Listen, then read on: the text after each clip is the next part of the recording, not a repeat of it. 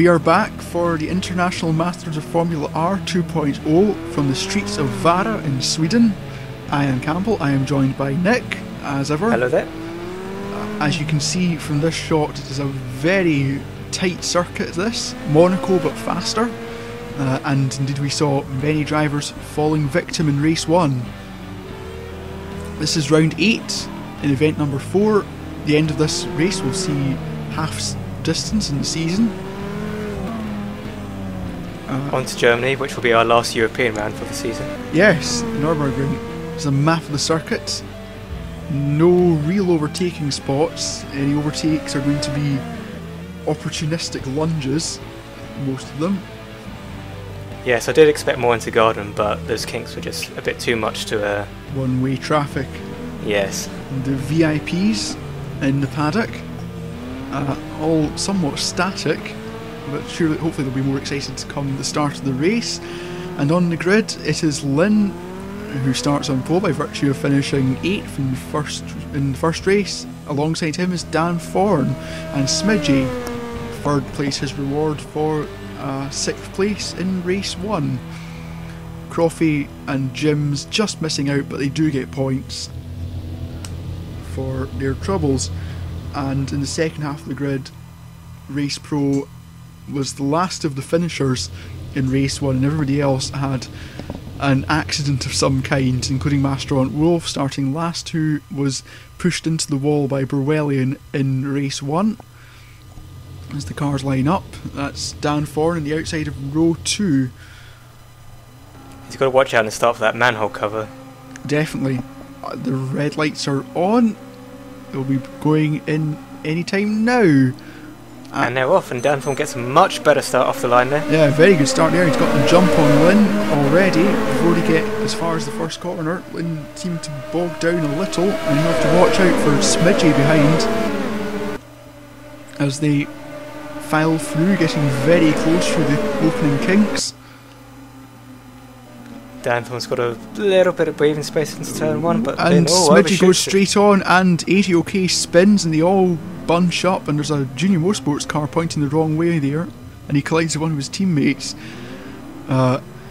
Race Pro reversing out of the escape road there. Yes, Smidgy. Oh, he just gets too late on the brakes and has to spin turn presumably, and behind him Ollie Kay gets spun by Croffey, and they all pile up, and Berwellian gets caught up in the action as well. It's all got a little bit tight.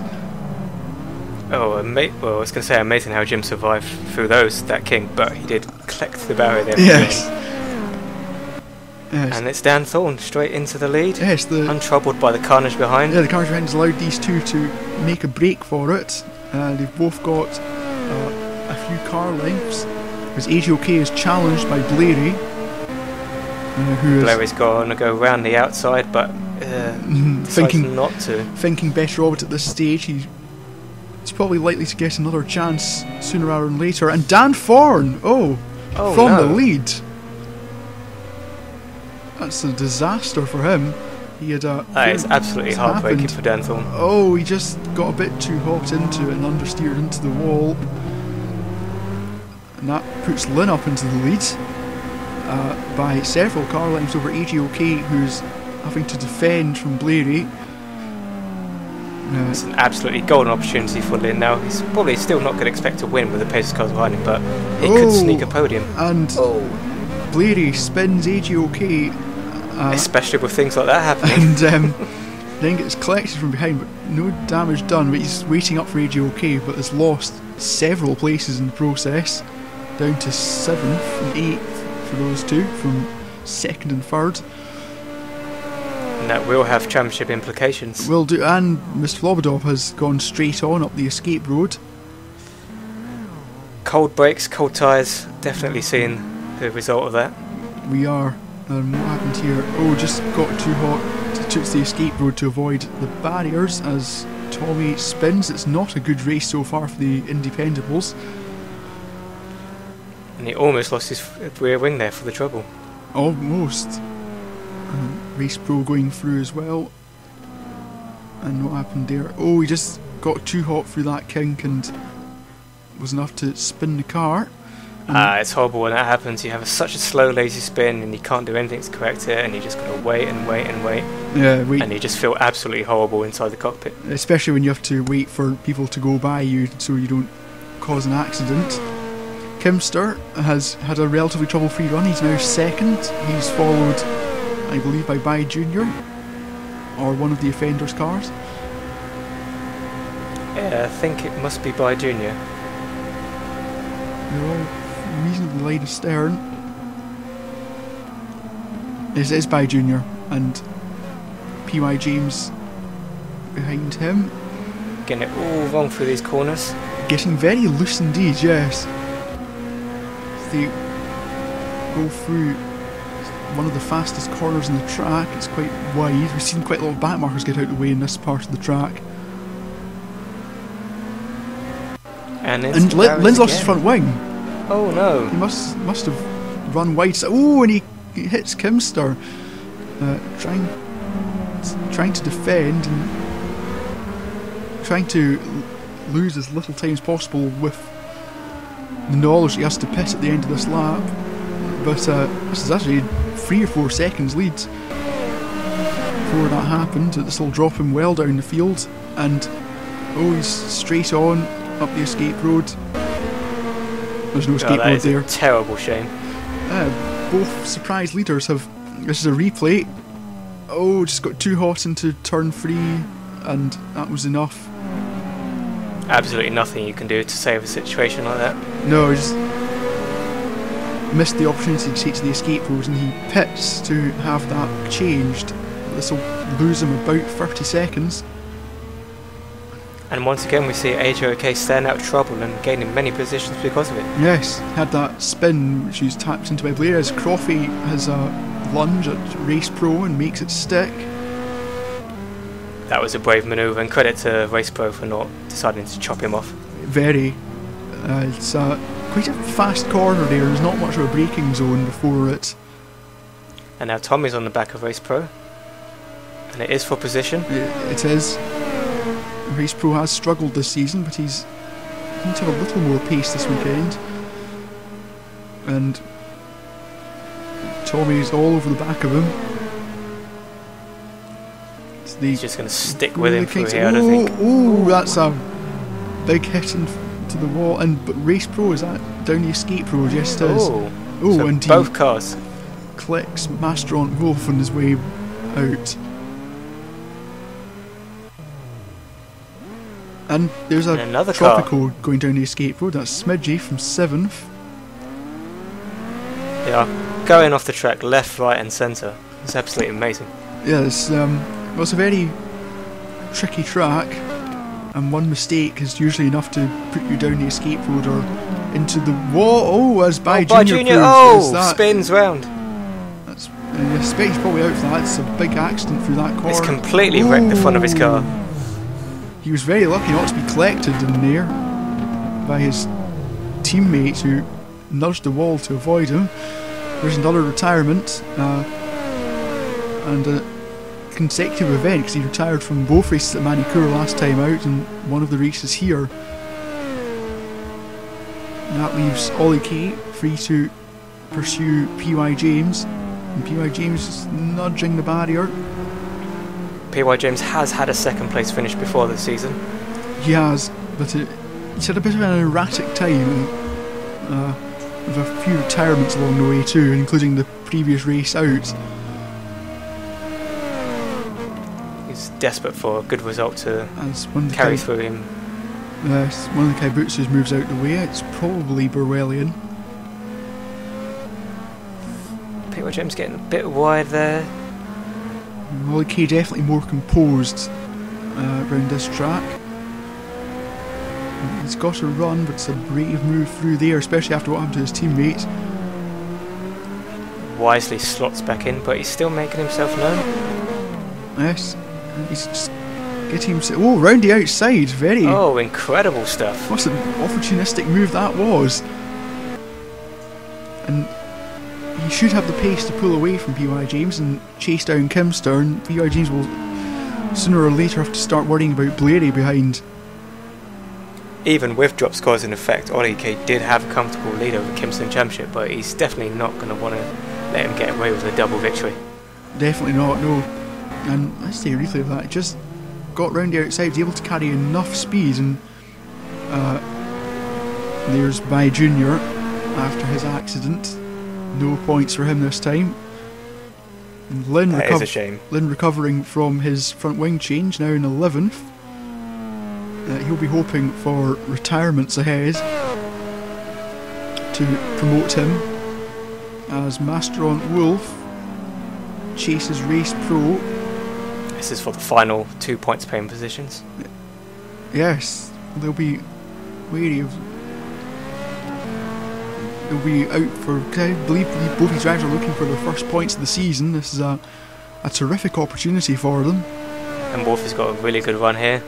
He's not quite close enough to go side by side. He ducks straight back into slipstream on Race Pro. And now he ducks out. Oof. Bravely goes for the kink. Oh, too much speed, hits the barrier. Hits the barrier, but seems to have got away with it. Very lucky indeed. Again, we're seeing a very robust construction of these suspension systems. Yes. Oh, and Tommy has had a spin. And that moves Wolf and Race Pro into 8th and 9th, and Lynn's not a million miles behind either. Tommy has lost his front wing. He has. This has not been a good weekend for him.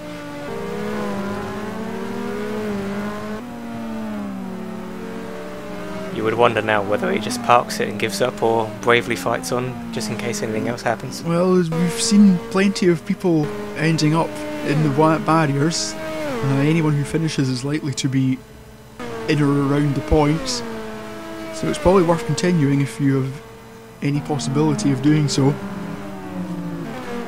You never know what can happen, that's for certain. Exactly, especially on a track like this, which is always likely to have a high rate of attrition, as Blairy just starts to reel in PY James. He's not making huge progress, but he's definitely closer than he was, and Ollie K ahead has definitely pulled away a little from PY James. It's that all crucial aspect of being able to see the guy in front of you, and then you've got a very visible target you can aim for. Yes, you can measure your progress by how close you get, as opposed to having an abstract number of how far away you are.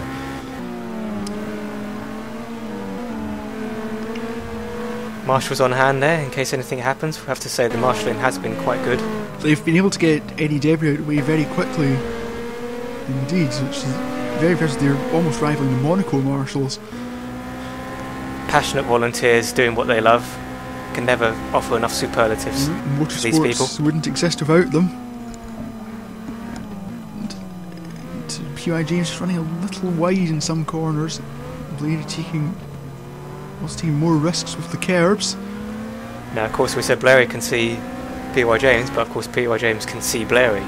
Yes. And he'll see that ever-looming car in his mirrors. Ollie K sets the fastest lap, 1 minute 34. Ollie K setting the fastest lap is something we've come to expect in this season, and he has got tremendous speed. You can see him working so hard through trail braking there into Garden. He's determined to catch Kimpston and take that victory. And PY James just getting a little out of shape, and I don't think Blairy will get a run yet, but you sense it's only a matter of time before Blairy just gets a half chance and which he's able to take advantage of. PY James just running a little wide in a lot of the corners, and well, there's the proof. And he goes through Blairy. Blairy seizing that opportunity with both hands. Last season's champion. You can see a replay of here. PY James just got a bit scribbly through that corner, as we've seen him do so often, going wide through there. He just went too defensive into the corner before, and there's Burwellian in the pits. So he's presumably had an argument with a wall somewhere. Some kind of issue. Doesn't seem to be anything missing from the car. Not from that shot, at least. And Kimster under huge pressure from Ollie K. Battle for the lead well and truly on now, and this is exactly what we want to see. Kimster and Ollie K, definitely the two strongest drivers here this weekend, going nose to tail. As no one has quite been able to master the streets of Vara like they have. It's probably no coincidence both are very aggressive drivers. Very. Certainly what you need in a circuit like this. And sparks fly from Kimster as he defends so valiantly. And Kimster going defensive. As we've seen so often, there's no real way through in many of these corners. It's all so narrow and tight and single file for much of the lap. It can be very tempting through corners like this where you know there's absolutely no way by to go very slowly and try and put the other guy off, but of course then you run the risk of being pushed off, as we've seen Ollie K do twice in the previous race. Yes, well, you see often if a slower driver is trying to fend off a faster driver on tracks like this, they'll often almost literally stop on the apex but be able to get going again before the other driver can go around the outside, because they're so tight and they're so slow.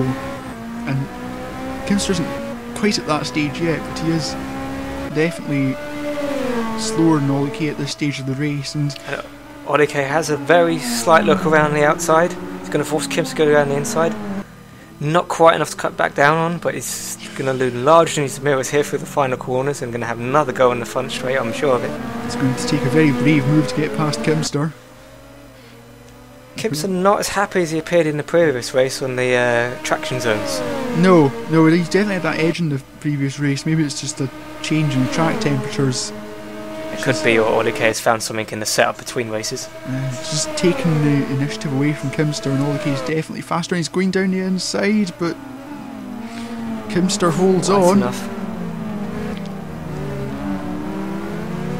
Kimster doing a fantastic job here, putting his car in all the right places at all the right times. Not panicking, not over-defending. Yes, he's again doing it all right, and over-defending is a legitimate risk when you're in these positions. Now P.Y. James has not lost sight of Blair, which I would have thought would have happened.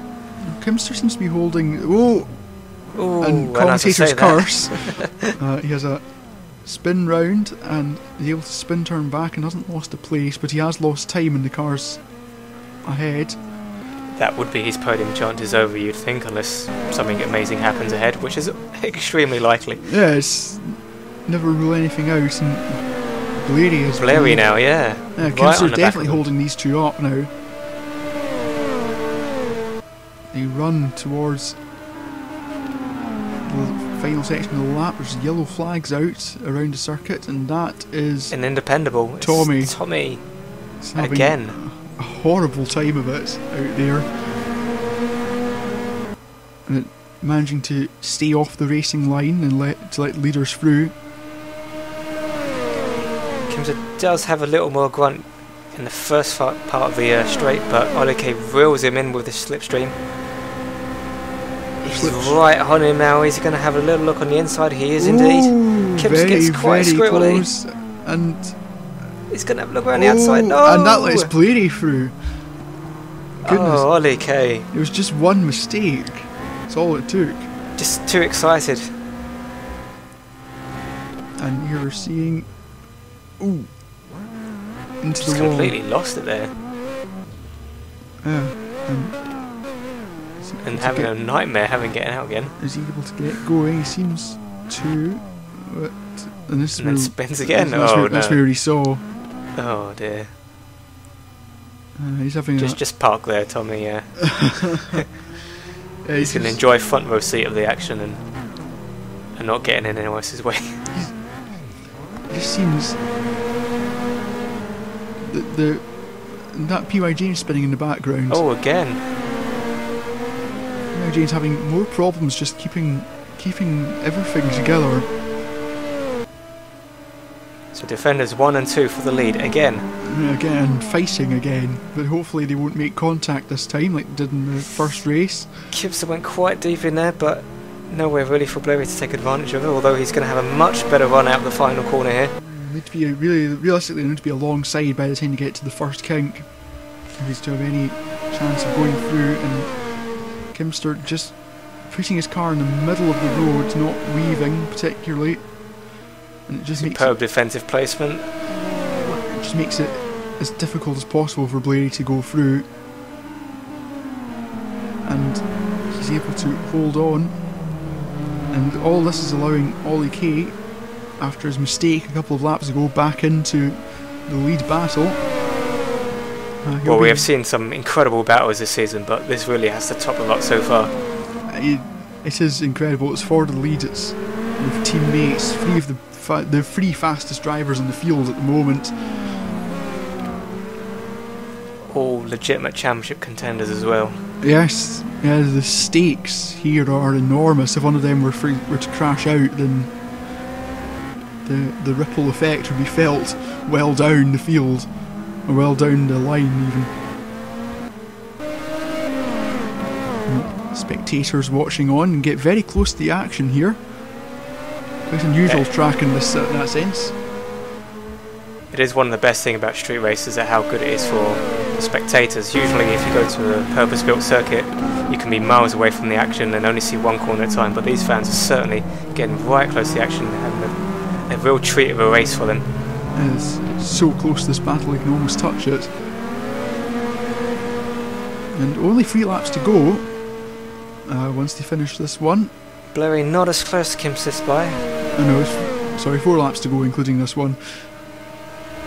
Ollie Kay just going to benefit from the slipstream, but I don't think he's going to have a good enough opportunity for an overtake. And they've just spread out a little bit over the past lap or so.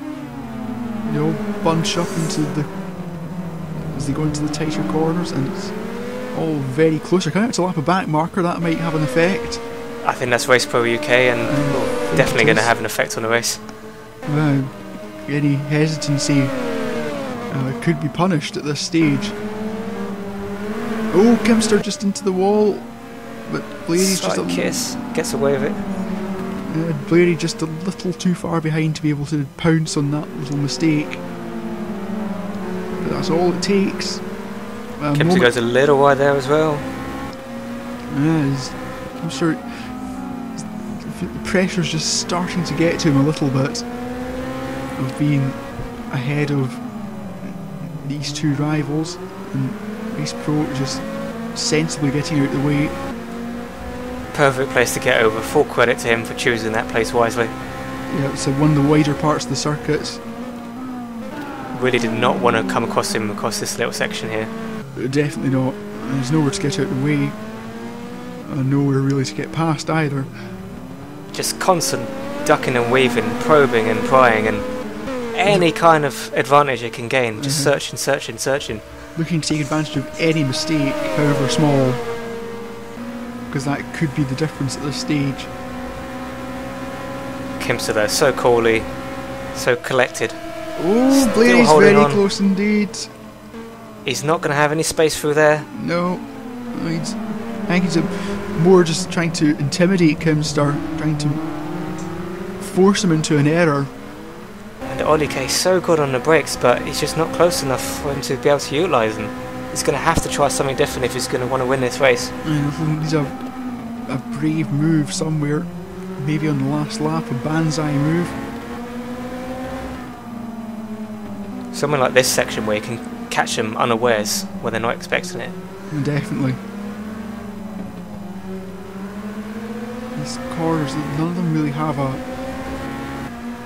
big enough braking zone for a normal overtake to be viable. You're relying on the car in front to make a mistake. And you can see they're contrary to early in the race, they're now taking the curbs at full pelt, not wanting to give away any tenth of a second they can. Pushing very hard. Running into this tight right-hander. It's tighter than you think it is, and it's, as Bai Junior proved at the start of the race, it's very easy to get wrong. Ollie Kay just nudges Blairy round. Oh no. And much like what he did in race 1, and that'll give Kimster, presumably, a clear run to the flag with 2 laps to go. It was just threatening something like that to happen, and it did. It's the same as in race 1, he just was caught out by Blairy going quite slowly, and this is Lynn in 9th. Not bad considering all the troubles he's been through. Chasing one of the senior motorsports cars, I suspect it's Master on Wolf. Race Pro seems to have dropped back And Lynn would normally expect to be faster than Master Wolf, so he'll be looking for a way past, but as we've seen numerous times today, there is no easy overtakes here as Lynn locks up both front wheels. Trying so hard, even if it's 8th place, it still matters a lot to these drivers. 1 point, when in the lower midfield, 1 point could be the difference between a top 10 championship finish and being 12th or 13th. With points often quite hard to come by, and if you have a high attrition rate like you do at tracks like this, then it could make all the difference. Yeah, it's so tight down in the midfield. It's why I'm an advocate of having points that go all the way down, because it really does reflect the performance of the drivers better than a limited point system. I don't know, I'm a big fan of making points really be worth something as a reward for having a good race. I certainly think in the Constructors formula then that is the way to go, but in a spec formula I think it is better to have points as far down as you can. In any case, the points do go further down. The first... Ooh, very close, and will he make it Lynn's through? right down the inside. Master Wolf just holds on, and Master Wolf lives for the time being as they sweep round, but Lynn is trying. What a brave manoeuvre, and he puts off Master Wolf on the last lap. But he's still ahead. How is he doing this? Who knows? Is Master Wolf putting up a robust defence? Lynn feeling that the risk is worth it on the last lap and under no immediate threat from behind. And there's Kimster behind, coming up to lap these two. These two are still on their 15th lap, so Lynn will have another lap to go. And that could prove to be important. Master Wolf has to hold on. Lynn will fancy his chances again to some of the slower corners. And Kimster has been not caught by the other two, shall we say, but definitely not as far ahead as he was before. No, but he doesn't really need to be at this stage. It's a risky thing though, if you start to ease off a bit and then you find yourself making a mistake. Lynn and Master Wolf seem to have collided. Lynn waiting up for Master Wolf, which has resulted in them being lapped, which will almost certainly guarantee Master Wolf 8th place. And Kimster comes for a second victory. Yes. Brilliant driving. So it happened, and I think I can just misjudges the difference, and Master Wolf just gets on the power a bit too eager. That was scoring by Lynn there, but I think Master Wolf was actually the architect of his own demise. Yes, although Lynn seemingly was waiting for him, feeling that he shouldn't have been making contact in the first place. But Kimster wins his third race of the season and has a clean sweep here at Vara. Incredibly important for morale, for the championship. Yes, and it's another 1-2, I believe, with Blady finishing second, just over a second behind. P.Y. James fourth, 20 seconds down the road. Master Wolf does take 8th, a lap down.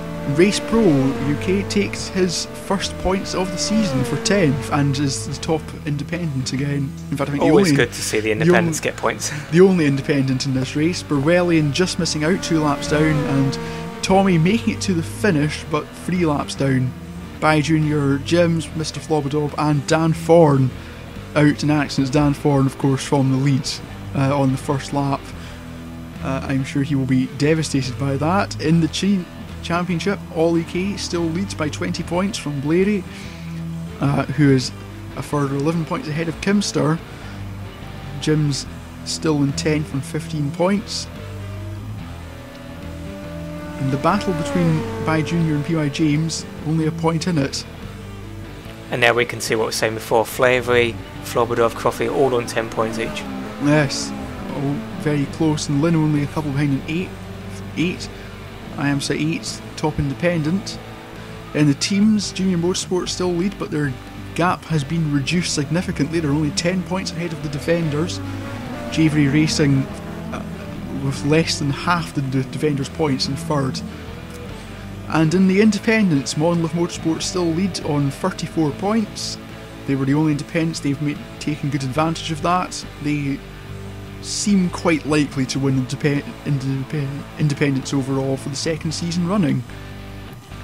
So here's the highlights of the race. We've just seen lots of accidents, lots of actions into the barrier.